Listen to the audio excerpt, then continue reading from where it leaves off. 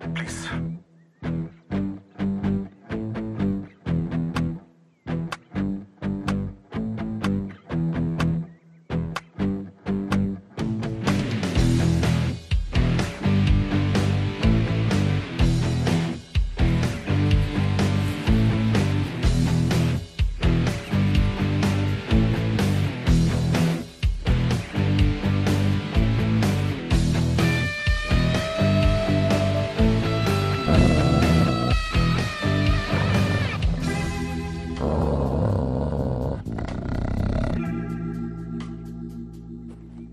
Sir.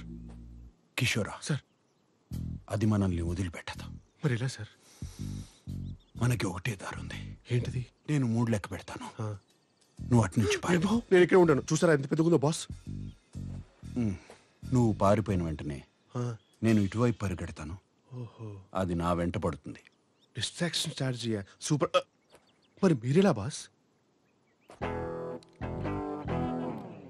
కిషోరా, నువ్వు ఇంకా చిన్నవాడివి, చాలా భవిష్యత్తు ఉంది. పైగా నీ తుపాకీ ఒక్కసారి కూడా కాల్చలేదు.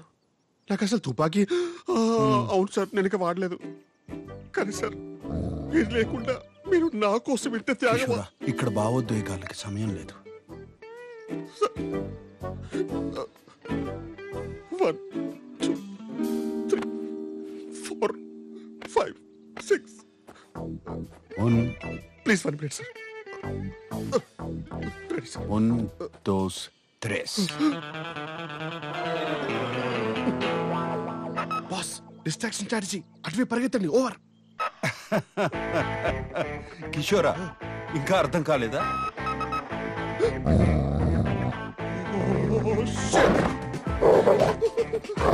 Please, that's it. Please, that's it.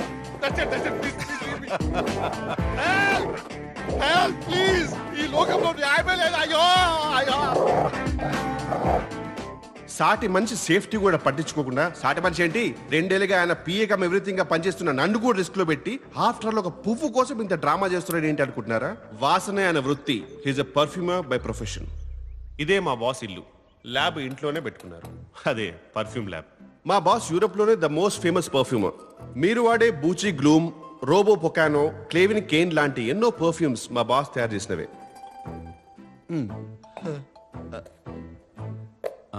అరటిపండు కావాలి. సారీ బాస్, ఒకటే అరటిపండు ఉంటే నేను తినేసా. కిచెన్ లో ఉంది. ఛాన్సే లేదు. కాన్ఫిడెంట్ గా చెప్తున్నాను, ఇంకో అరటిపండు లేదు సార్. నా కర్మ కొద్దీ ఈయనకో స్పెషల్ టాలెంట్ ఉంది. ఏ స్మెల్ అయినా కరెక్ట్ గా కనిపెట్టిస్తారు. Powerful nausea. ఆ కుప్ప తొట్టిలో ఉంది. ఇది కుళ్ళిపోయిన బనానా సార్. అయ్యో, ఏమైంది బాస్? మర్చిపోయాను. ఏంటి? మాస్క్ ఎవరు? 1 minute.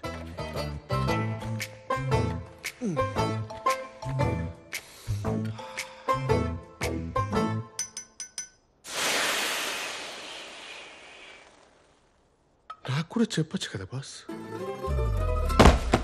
మా బాస్ కున్న స్పెషల్ టాలెంట్ కొన్నిసార్లు స్పెషల్ ప్రాబ్లం గా మారిపోతుంది. ఫాంటాస్టికో! ఎక్కడి నుండో వచ్చే బ్యాట్స్మెన్స్ కూడా కరెక్ట్ గా ఈయన్నే అటాక్ చేస్తారు. సార్ ఏమైంది సార్? అరే, ఎవరో ఎండు చేపలు ఉంటున్నారా సార్? చుట్టుపక్కల కనీసం కిలోమీటర్ వరకు ఇల్లు కూడా లేదు సార్. ఆ పక్క ప్రాంతంలో చూడు. తట్టుకోలేకపోతే మీ ముక్కు మరీ ఇంత పవర్ఫుల్. ఓకే మాస్క్ తీసుకొస్తా.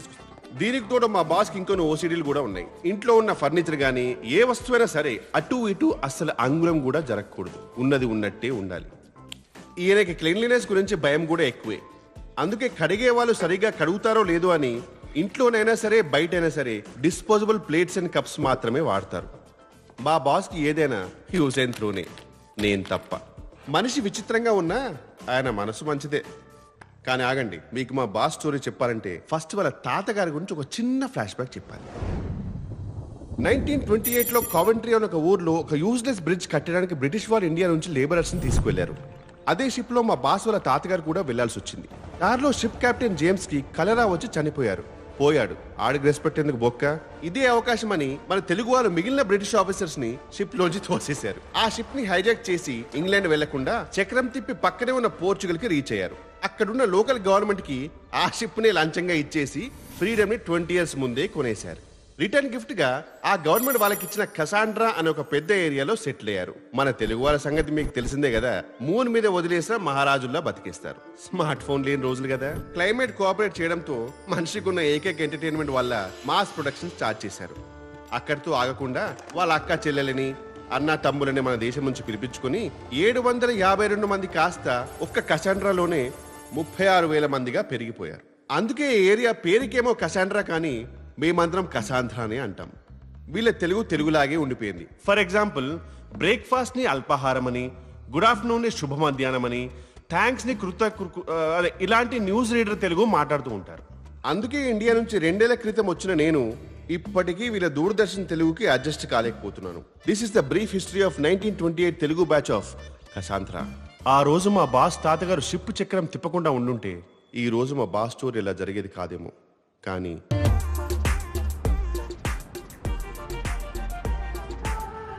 సార్ నేనైతే ఫిక్స్ అయిపోయాను సార్, చేసుకుంటే ఓ మంచి పోర్చుగీస్ అమ్మాయినే పెళ్లి చేసుకుందామని. ఎందుకంటే ఇండియన్ అమ్మాయిలు అందరూ కంట్రీ ఫ్రూట్ సార్. ఇప్పుడు నేనంటే ఇక్కడికి వచ్చి 2 years అయిపోయింది, కానీ ఇక్కడే పుట్టినాడు ఒక పోర్చుగీస్ అబ్బాయి లాగా బ్లెండ్ అయిపోయాను. బ్లెండింగ్ అనేది ఒక ఫైన్ ఆర్ట్ సార్. బ్లెండింగ్ అనేది అందరికీ రాదు. కిషోరా, అటు చూడు సార్. ఇండియన్ అమ్మాయి లాగుంది. అవును సార్. మన కసాంధ్రాలో ఇప్పుడు చూడలేదే.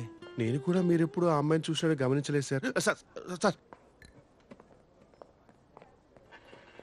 JD large in this place I no tap water.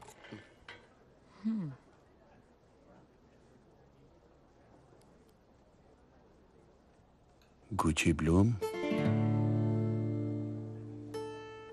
Telugu యా, ఆ పర్ఫ్యూమ్ చేసింది నేనే. ఆ పర్ఫ్యూమ్ వాడుతున్నావు అంటే నీ గురించి చెప్పనా? Oh really? నీకు తెలివితేటలు, సృజన రెండూ ఎక్కువే.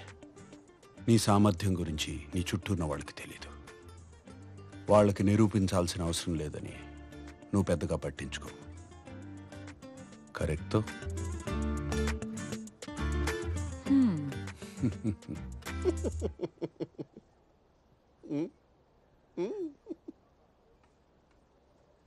ప్రతి సాటర్డే పదరా పప్పుకి వెళ్దామని ప్రేమగా పిలుస్తాడు. ఇక్కడికి వచ్చిన తర్వాత కిషోరాలు జంపురా అంటాడు. ఈ మాత్రం దానికి పిలవడం ఎందుకు? నేను మన ఆర్ఎస్సీ టికెట్ నా సత్య సోను సూదియా.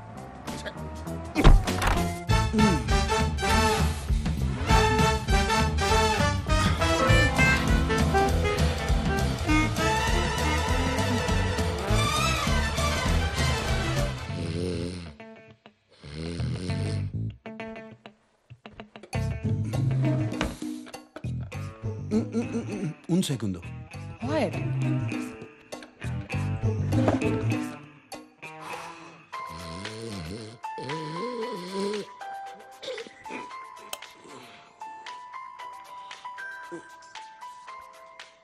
ఈయనొకడు టైం లేదు పాడలేదు. Hello sir. హలో కిషోరా, చెప్పండి సార్. ఇక్కడ మ్యాచ్ మొదలయ్యేలా ఉంది, హెల్మెట్ కావాలి.